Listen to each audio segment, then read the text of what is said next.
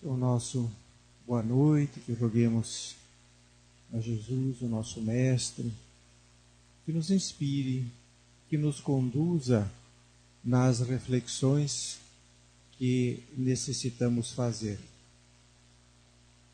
De tantas incertezas que ainda pairam sobre a mente e o coração das almas humanas, há algo que é como definitivo, decisivo para todos nós, a crença de que um dia a nossa vida física ela vai chegar ao fim.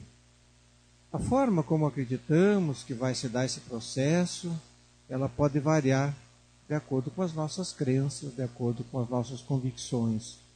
Mas todos nós temos essa certeza. Um dia a vida física ela findará.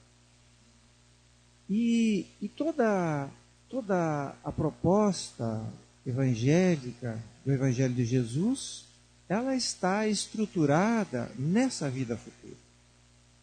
Quando Jesus falava no céu, as esperanças, as consolações propostas através do Evangelho de Jesus, elas vão ter um sentido, um significado para nós, se nós conseguirmos olhar para além da vida física. E Jesus também, já de alguma forma, já adiantou um pouco sobre a vida futura, falando que a casa do Pai há muitas moradas. Se assim não fosse, eu vou-lo teria dito. Evidente que Jesus não conseguiu aprofundar esse assunto, dada a condição evolutiva das pessoas da época. Por isso, como ele anunciou que ele enviaria o Consolador prometido. E para nós, é a doutrina espírita que vem ampliar esse entendimento de Jesus, clarear naqueles aspectos que não foi possível naquela época aprofundar, resgatar alguns ensinos de Jesus que se perderam ou se deturparam ao longo dos séculos. E a doutrina espírita, então, através do Evangelho, vem nos dizer que a casa do Pai é o universo, que as diferentes moradas são os mundos que circulam no espaço infinito, e oferecem aos espíritos que neles encarnam moradas correspondentes ao adiantamento dos mesmos espíritos. Então, de acordo com a nossa evolução, de acordo com as nossas necessidades de progredir, nós vamos estar situados em um determinado plano, em uma determinada região. E o Evangelho também nos fala que, independente da existência desses locais determinados, também, quando Jesus falava em moradas, ele também estava se referindo às múltiplas condições de felicidade e de infelicidade das almas humanas. Independente da alma estar em determinado lugar, ela vai estar vivendo uma condição. E essa condição que ela vai depender das suas construções, daquilo que ela conseguiu construir para si mesmo até aquele momento. Mas para entendermos para onde nós vamos, ou seja, para onde o espírito vai depois da desencarnação, nós precisamos começar a entender um pouco sobre de onde nós viemos, como nós originamos, o que nós somos. E lá em O Livro dos Espíritos, na questão 27, Allan Kardec vai tratar isso, sobre os princípios gerais do universo. E lá nós vamos encontrar que acima de tudo está Deus, o Criador de todas as coisas, como dizem os Espíritos, a inteligência suprema, a causa primária. E é de Deus que tudo se origina.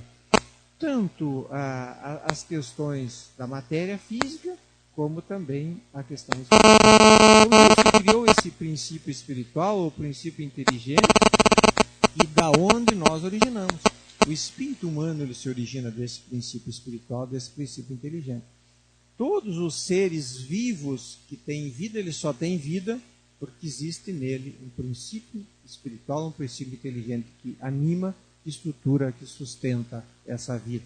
Não havendo princípio inteligente ou espiritual, não haverá vida. E a matéria, toda a matéria que nós conhecemos e aquela que ainda não conhecemos, ela se origina desse princípio material. O nosso corpo físico, ou o perispírito que nós não conseguimos ver com os olhos físicos, também se origina desse princípio material. Formando aí, como dizem os espíritos, a Trindade Universal, Deus, Espírito e Matéria.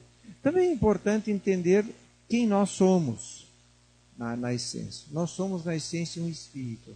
Muitas vezes nós costumamos dizer o meu Espírito. Na verdade, nós somos o Espírito. E é o Espírito que é a nossa individualidade, a nossa essência. É o Espírito que pensa, é o Espírito que sente. É o Espírito que governa as nossas manifestações. E esse Espírito, que ele não tem uma forma, para que ele possa ter uma identidade, ele possa ser identificado, ele vai estar sempre acompanhado pelo perispírito. Uma denominação adotada por Allan Kardec, ou seja, algo que está em torno do Espírito. Ou como o apóstolo Paulo, em determinada oportunidade, conjecturando sobre essas questões, ele vai dizer que se existisse um corpo material, também deveria existir um corpo espiritual. Então é através do perispírito que os espíritos vão interagir no mundo espiritual. E é através do perispírito que nós interagimos com os espíritos, seja na condição de encarnados ou desencarnados. Então, onde quer que nós estivermos, nós vamos estar com essa dualidade. E para entendermos muitos princípios da doutrina espírita, nós precisamos entender o perispírito. E através do entendimento do perispírito, da sua função, nós vamos entender a reencarnação, vamos entender a desencarnação, vamos entender algo que é muito comum, que nós participamos, a questão do passe, como que funciona a questão do passe, de que forma nós recebemos esses fluidos espirituais, que nós não vemos, mas nós recebemos com toda certeza. E a única coisa que nos diferencia dos desencarnados é o corpo físico, esse terceiro elemento, que nós precisamos para viver aqui, para interagir com os encarnados. Então, somos espírito em processo de evolução. Aprofundando um pouco a questão do perispírito, e eu já vou dizer por que nós precisamos analisar isso, que dizem os espíritos, e a doutrina espírita nos traz, que o perispírito, ele é uma matéria sutil, mais etérea que o corpo físico, por isso nós não vemos, mas ele continua sendo matéria. E à medida que o espírito vai evoluindo, ele vai como que se desmaterializando. Não seria bem essa terminologia, mas os espíritos não encontram uma forma de nos explicar isso melhor. Então essa matéria ela vai como que se purificando. Quanto mais nós evoluímos. E aqui a evolução ela é uma evolução moral, uma evolução de valores, de princípios. Mas por que interessa isso para nós quando falamos de morada do Espírito? Tudo tem a ver com a nossa destinação no mundo espiritual. Porque quanto mais atrasado o Espírito evolutivamente, esse perispírito ele é mais pesado, ele é mais denso. E o Espírito, se ele é matéria, ele está sujeito também à lei da gravidade. Então isso justifica por que muitos espíritos não conseguem se afastar muitas vezes do plano em que viveram. Porque uma das razões é a materialidade do seu perispírito. Então, como diz Allan Kardec em A Gênese, que há alguns espíritos que o seu perispírito é tão grosseiro que é uma dificuldade dele entender que já desencarnou. Porque ele se olha e se percebe tal qual ele era, porque o perispírito é o nosso molde. Quando o médium que tem a capacidade da vidência, ele vai perceber o espírito como ele se apresentava, como costumava se apresentar enquanto encarnado. Então o espírito se olha, se sente da mesma forma que era antes. Então ele tem muitas vezes uma dificuldade. Mas o que nos interessa mesmo entender é que a nossa destinação no mundo espiritual vai depender da nossa condição espiritual. E essa condição espiritual ela vai estar repercutindo, vai estar estampada na nossa organização perispiritual. Mas o que é o mundo espiritual? Há a dimensão física que nós conhecemos, que conseguimos perceber com os órgãos do sentido, e há uma outra dimensão que nós adentramos ou percebemos com os olhos da alma. Isso se dá não só durante a desencarnação, mas também se dá durante o sono. Muitas vezes nós nos afastamos do corpo físico e vamos vivenciar todas as noites nessa outra realidade. Os médiums, ou seja, aqueles que têm essa capacidade da visão mais ampliada, vão perceber a dimensão espiritual. Trouxemos um desenho só para a gente tentar ilustrar um pouco sobre a questão espiritual, e aqui nos atendo apenas ao planeta Terra, já que nós sabemos que são múltiplos os planetas habitados. Só para a gente ter uma ideia da dimensão, da amplitude do mundo espiritual, nós temos no centro aquilo que nós chamamos de Terra, que os espíritos chamam de crosta terrestre, que é a parte física do planeta que nós vemos. E a partir daqui estão as esferas espirituais, as múltiplas dimensões. Assim como a nossa, digamos, a Terra, ela é dividida em camadas, com composições, com pedras ou minerais ou materiais diferentes, também a parte da dimensão espiritual, também ela é formada de composições diferentes. E à medida que se afasta do núcleo, maior é o nível evolutivo dos espíritos que vivem nessas esferas mais elevadas. E aqui, bem próximo da Terra, onde está uma condição de vida mais primitiva, para onde são atraídos os espíritos em condições menos evoluídas, porquanto a materialidade ali ela é muito próxima da materialidade que existe aqui na Terra. Os espíritos mais elevados vão ter trânsito por todas as esferas, mas aqueles que menos evoluídos muitas vezes não conseguem ascender além dessas regiões mais primitivas. Tentando fazer um paralelo entre o mundo material e o mundo espiritual, é importante a gente perceber que não há uma linha divisória entre um e outro. Não é como acontece com as nossas áreas geográficas, o município, o estado, o país. Existe um limite. Entre o mundo físico e o mundo espiritual não existe limite. O único limite que existe é o da nossa capacidade de perceber uma dimensão e outra. Porque nós estamos aqui acomodados, ocupando um espaço, mas nesse mesmo espaço, numa outra dimensão, também estão os espíritos com as suas construções, com toda a sua movimentação interagindo conosco, sem que uma dimensão perturbe a outra, a menos que, isso é importante, nós estejamos afinizados ou conectados com essa outra dimensão.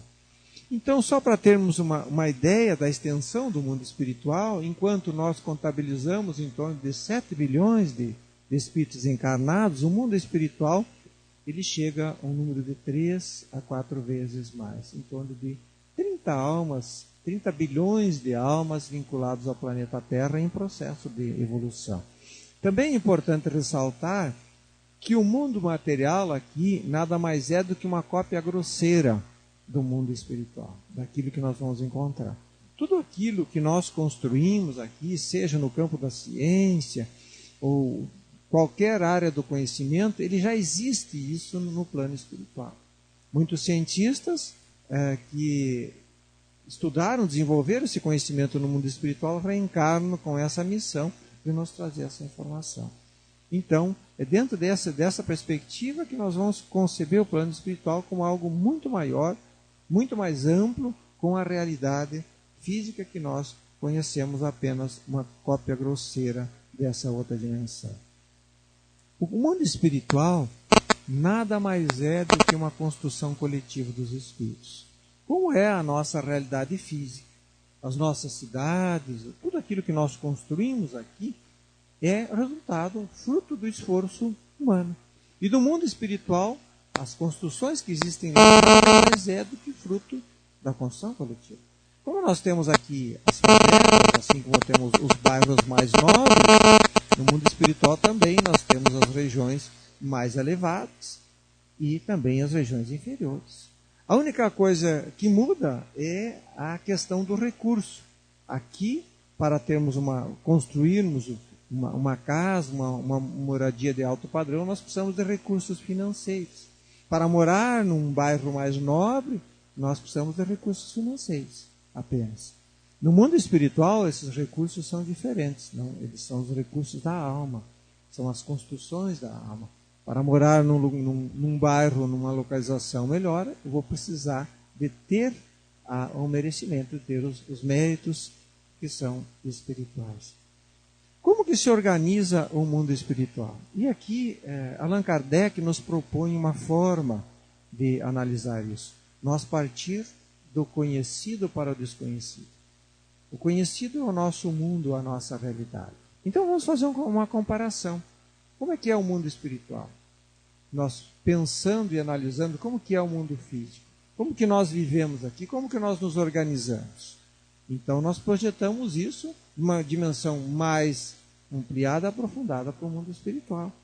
Então, como nós temos aqui as nossas cidades, cada uma com sua característica, ali reunindo pessoas que por alguma razão estão ali vivendo, por necessidades ou por afinidade, estão vivendo naquele local, também no mundo espiritual nós vamos ter múltiplas cidades que vão estar lá abrigando, né, espíritos de acordo com as necessidades de evolução, de acordo com suas afinidades. E todos nós, dizem os espíritos, todos nós estamos vinculados a uma organização no mundo espiritual. Todos nós temos onde estão os espíritos amigos que nos ajudaram a reencarnar e nos acompanham na nossa trajetória.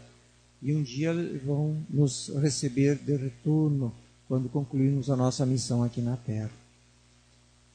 Também é importante dizer que não são duas organizações à parte. Aqui o mundo espiritual e lá o mundo físico, o mundo espiritual. Às vezes nós dissemos, o dia que eu desencarnar, que eu voltar para o mundo espiritual, a gente fala como se fosse uma realidade distante. Na verdade, nós estamos em interação.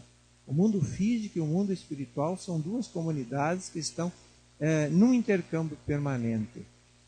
As nossas instituições, sejam religiosas, sejam educacionais, científicas, elas estão em permanente interação. Nós temos que entender que aonde existe uma organização física, por exemplo, uma estrutura física voltada para o bem, ali está estruturada também uma organização espiritual que sustenta, que efetivamente comanda as atividades, que planeja, que organiza. Existe uma organização, uma equipe que trabalha, de colaboradores encarnados. Mas acima de tudo está uma equipe, uma organização do mundo espiritual.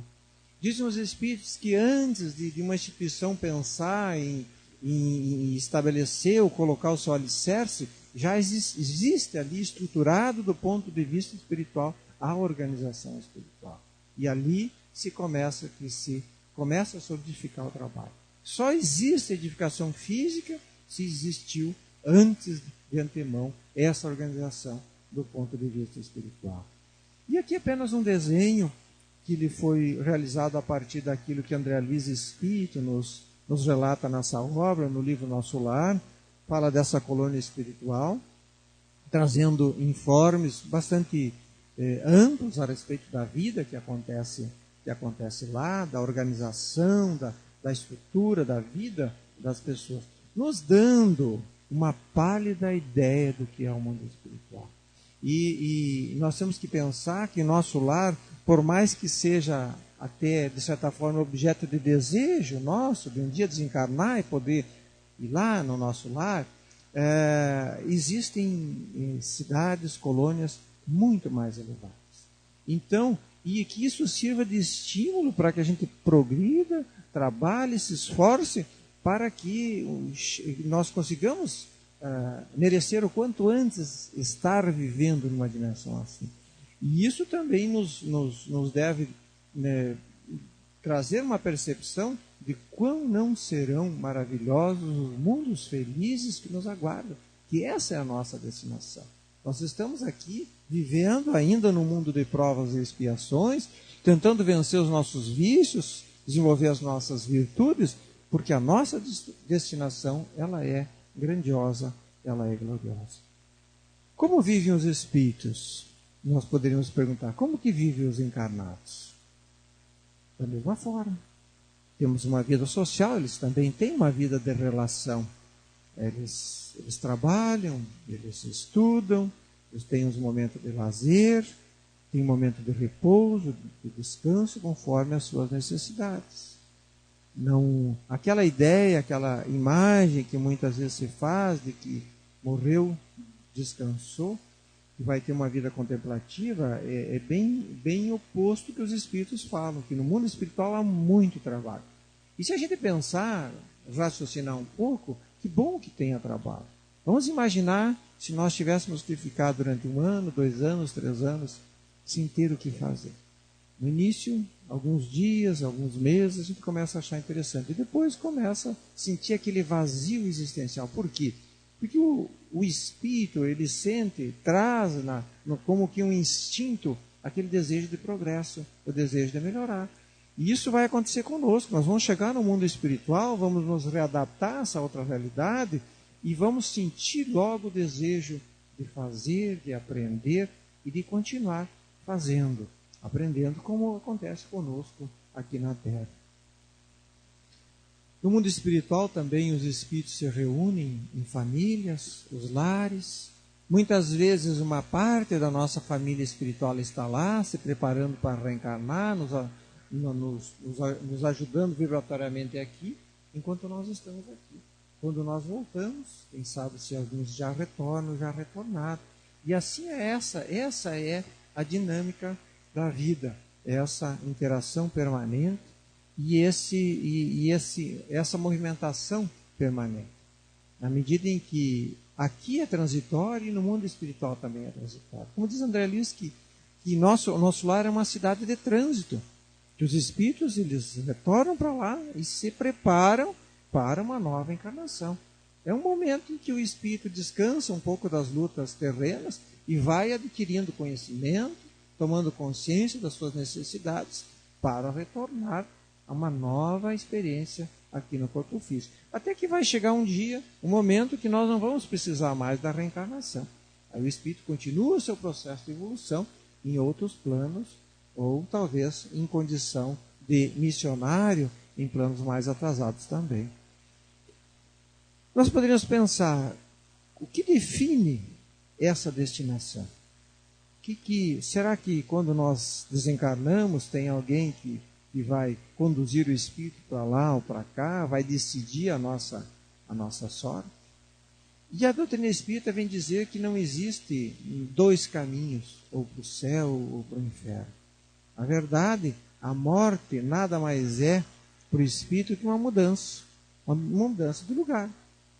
É como se hoje eu decidisse mudar de cidade, fosse morar em Santa Rosa, em Giruá, por exemplo, uma mudança. Isso não vai mudar o meu estado íntimo. Eu vou continuar lá nessa outra cidade, com os meus defeitos, com as minhas virtudes, com as minhas necessidades evolutivas. Assim acontece com o espírito. Desencarna, troca de plano e vai continuar nessa outra dimensão, tal qual ele era. Também nós não podemos imaginar ou fazer um comparativo que o céu seja essa cidade que André nos fala, o nosso lar. Embora a leitura dessa obra nos leva a perceber ou entender como um lugar de muita paz, de muita serenidade, também não podemos imaginar que o umbral seja o inferno dentro das concepções religiosas mais antigas. Mas, acima de tudo, nós temos que pensar que a nossa destinação no mundo espiritual vai depender daquilo que está acontecendo dentro de nós. E há uma lei que rege as relações em todos os planos, em todos os planetas, que é a lei da afinidade. Nós, naturalmente, seremos atraídos para aquele local aonde nós nos afinizamos, aonde a nossa condição evolutiva permite que estejamos. A lei dos agrupamentos no espaço é a das afinidades. A orientação dos seus pensamentos, vejamos que interessante, por isso nós assinalamos, leva-os naturalmente para o meio que lhes é próprio. porque o pensamento é a própria essência do mundo espiritual, sendo a forma fluídica apenas o vestuário. Então, como disse Jesus, que aonde está o nosso pensamento, lá está, onde está o nosso tesouro, lá vai estar o nosso coração, vai estar o nosso pensamento, vai estar o nosso sentimento. Então, se o espírito pensa, ele ficar pensando no seu trabalho, nas suas ocupações, ele naturalmente ele vai ser levado para lá. Ele nem sabe como que se dá esse processo. Ele pensa e acontece. Ele pensa em estar em algum lugar, desde que seja permitido isso, ele vai estar lá.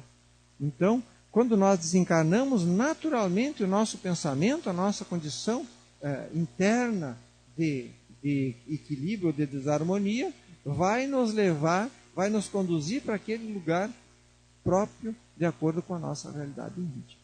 Então, se nós queremos estar num lugar melhor, nós precisamos mudar o nosso estado interior.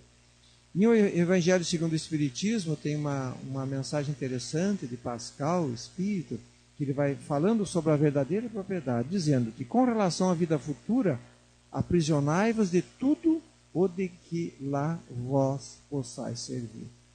Se nós vamos para um país distante, nós temos que pensar o que vai ser útil para nós lá nesse país distante. A sua chegada no mundo dos espíritos depende dos seus haveres lugar para onde vá. E esse benfeitor ele faz uma comparação. Quando nós chegamos numa cidade e nós precisamos de um lugar para nos hospedar. Aonde nós vamos nos hospedar, se num lugar melhor ou não, vai depender dos haveres que nós temos. Aqui são haveres financeiros. No mundo espiritual são as conquistas espirituais. Com a diferença que aqui no mundo físico nós podemos pedir dinheiro emprestado, nós podemos nos apropriar de algum recurso que não seja nosso, nós podemos deixar de pagar as contas. No mundo espiritual não existe, não funciona assim. Lá nós vamos poder nos valer exclusivamente dos recursos que nós temos.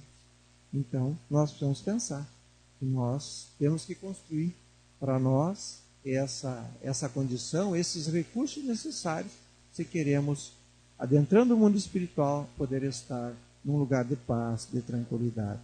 Se nós já construímos a paz e a tranquilidade dentro de nós.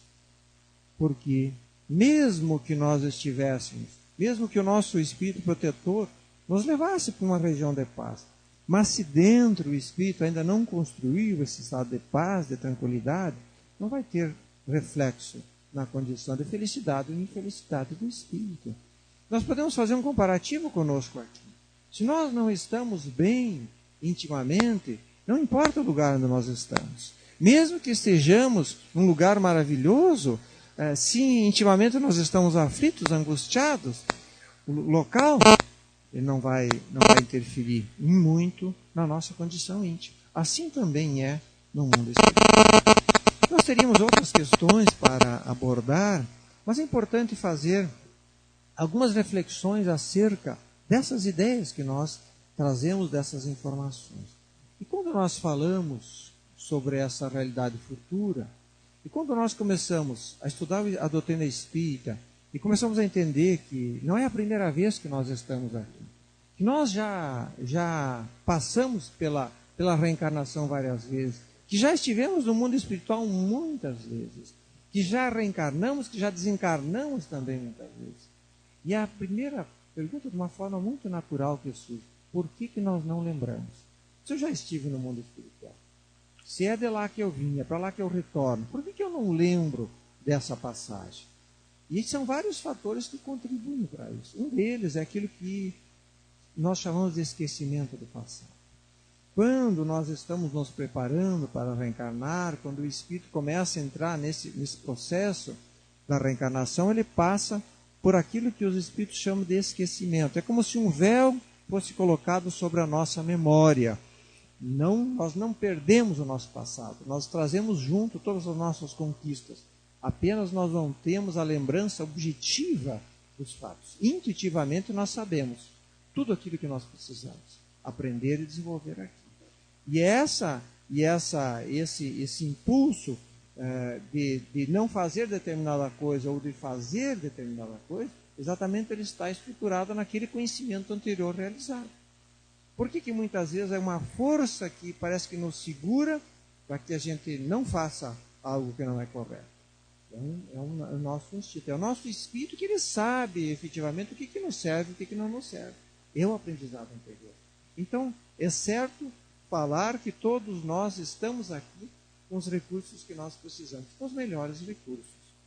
Então, o esquecimento do passado, e muitas vezes de lembranças aflitivas que nos perturbariam, é exatamente para nos auxiliar a um novo recomeço e construir aquilo que nós viemos aqui construir. Há também uma outra questão de ordem física, que o nosso cérebro físico ele não teria condições de suportar esse conjunto de imagens, de vivências, de lembranças. Se no momento que houvesse a reencarnação, a nossa memória espiritual ela fosse como que copiada gradativamente para o nosso cérebro físico. O nosso cérebro não suporta. É com essa razão também que nós não lembramos da maior parte das nossas vivências que ocorrem durante o sono. Durante o sono, o corpo adormece e o espírito vai ter essa vida no mundo espiritual. Por que nós não lembramos? Porque no mundo espiritual, as nossas percepções elas se dão através do perispírito e não dos órgãos dos sentidos que estão lá adormecidos. Essa nossa não lembrança tem a ver com as nossas aquisições espirituais, ou seja, construções do espírito. E muitas vezes essa ideia da imortalidade ela tem que ser solidificada aqui, através do estudo, das reflexões, do trabalho, ou seja, são construções. E dizem os espíritos que tem muitas almas que desencarnam e voltam para o mundo espiritual e não conseguem se dar conta dessa mudança. Então, muitas vezes não conseguem se dar conta antes de reencarnar que estiveram no mundo espiritual. Já, acima de tudo, essa não lembrança ela tem uma relação com as nossas necessidades espirituais. Nós ainda não estamos aptos a viver aqui no mundo físico com as lembranças da outra dimensão. E há uma história muito interessante contada por André Luiz, espírito, através da mediunidade do Chico Xavier, numa obra chamada Entre a Terra e o Céu. E ele relata de uma mãe que, durante o sono, ela foi visitar um filho que havia desencarnado há pouco tempo no mundo espiritual. E a equipe que acompanhou todo o processo percebeu ali o motivo de alegria, de felicidade daquela mãe em relação àquele encontro. Quando ela retorna e vai o espírito gradativamente tomando a plenitude da posse do corpo físico, ela naquele estado em que nós começamos a acordar e ela fazia um esforço para manter aquela lembrança. Para espanto de André Luiz, o autor da obra, ele percebe que o seu instrutor começa a aplicar passes para que essa lembrança dessa vivência não ficasse presente no dia a dia. E ele pergunta por que não seria digno permitir essa mãe ficar com essa lembrança, já que foi uma vivência muito boa. E o ministro Clarencio, o instrutor de André Luiz, vai dizer que se ela guardasse aquela lembrança, isso seria muito aflitivo, que tiraria o foco do presente. Que ao invés dela se preocupar com os filhos que encarnados, ela ficaria com a sua visão voltada para o mundo espiritual. Com aquele filho que estava lá, estava bem cuidado. Que aquela lembrança poderiam trazer uma aflição muito grande para nós. E então, é por isso que nós temos o nosso foco, todo o nosso foco voltado para o mundo atual. É por isso que nós não lembramos das outras vidas, por isso que nós não lembramos do mundo espiritual. Porque nós precisamos trabalhar aqui. Se nós ficássemos lembrando sobre o passado no mundo espiritual, talvez nós nos perturbássemos e perdêssemos o sentido da nossa existência, que é buscar a nossa evolução, a nossa renovação. E a nossa vida futura como será? Jesus já havia adiantado que a cada um será dado segundo suas obras, suas construções. Então nós não podemos nos iludir quanto a isso, de esperar um céu sem esforço, como dizem os Espíritos, de esperar uma dimensão espiritual superior sem nós construirmos. Quando as portas do mundo espiritual se abrirem para nós de uma forma definitiva, através da desencarnação, nós vamos estar nessa outra dimensão tal qual nós somos, com os nossos pensamentos, com os nossos sentimentos, com os nossos conflitos, se nós não resolvemos aqui.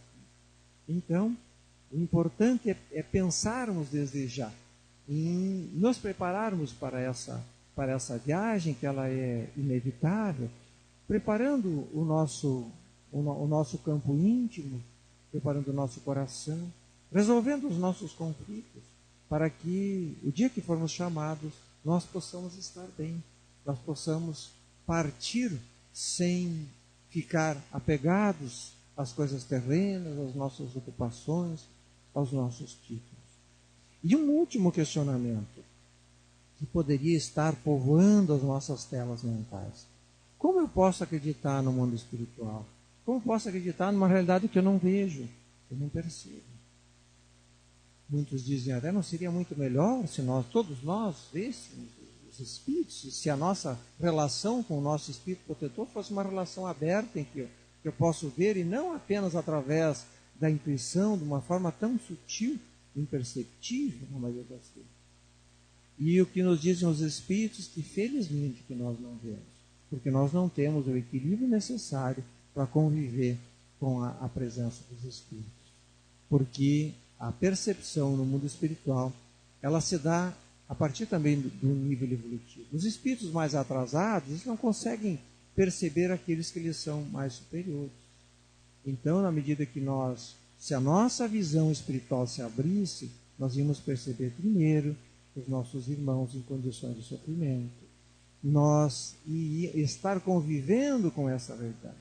Isso precisa de equilíbrio, e que nós não conquistamos ainda. Nós não lembramos, então, do mundo espiritual exatamente como proteção, como amor divino que permite que estejamos aqui novamente construindo um futuro melhor, sem essas questões que possam nos prejudicar. Mas escreve Allan Kardec, no livro dos Médiuns, que o melhor método de ensino espírita consiste em se dirigir àquele que ensina antes da razão entre os olhos. Nós não precisamos ver, mas nós temos que raciocinar. A fé, diz o Evangelho, ela não se prescreve. A fé é algo que se conquista, que nós construímos. Então, a construção da crença na vida futura é algo que nós temos que raciocinar. Vamos começar a pensar. Se não fosse assim, teria sentido? Teria sentido nós viver para depois se extinguir tudo no túmulo, ou eu desencarno, vou para um caminho ou para o outro e vou ficar de uma forma definitiva naquela condição? Onde que estaria o perdão divino que não possibilitaria para nós uma outra chance? Aquele que nos últimos instantes se equivoca, comete um crime, por exemplo, não teria a chance de ser redimido? Então a gente tem que pensar sobre isso, tem que refletir dessa forma.